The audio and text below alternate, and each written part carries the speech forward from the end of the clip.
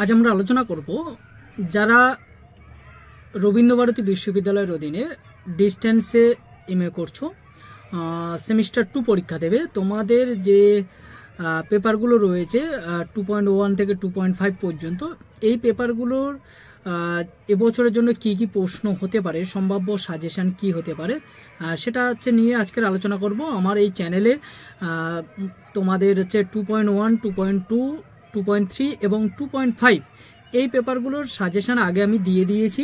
যারা দেখোনি এখনও তারা হচ্ছে দেখে নাও। আজকের আমি আলোচনা করব তোমাদের যেটা সিসি 2.4 পেপারটা রয়েছে, অর্থাৎ পলিটিক্স ইন ইন্ডিয়া।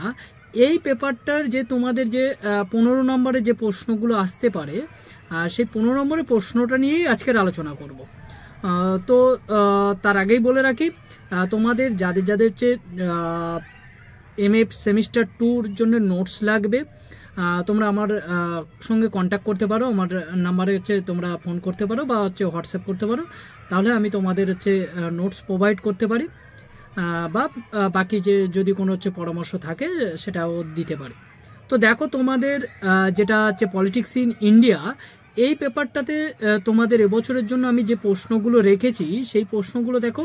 তোমাদের জন্য ফার্স্ট প্রশ্ন আমি যেটা রেখেছি, examine the debates on the nature of secularism in India. Examine the debates on the nature of secularism in India. এটা তোমাদের ফার্স্ট প্রশ্ন রেখেছি।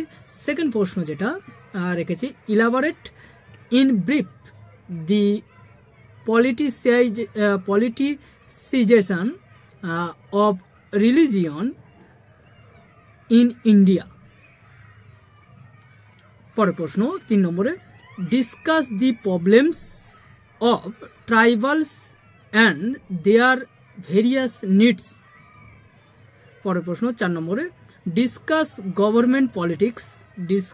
Government politics in solving tribal problems.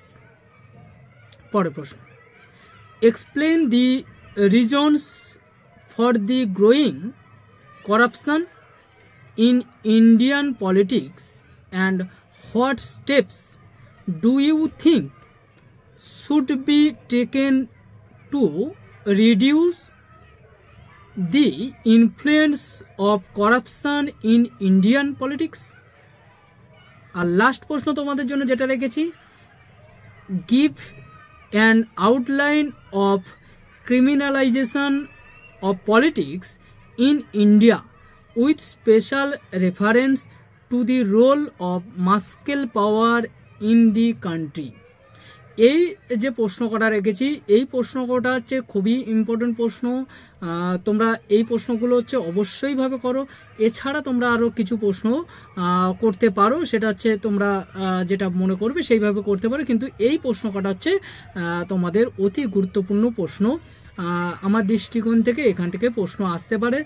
তোমরা প্রশ্নগুলো ভালো করে প্রিপারেশন নাও, আশা করছি তোমাদের খুবই কাজে লাগবে।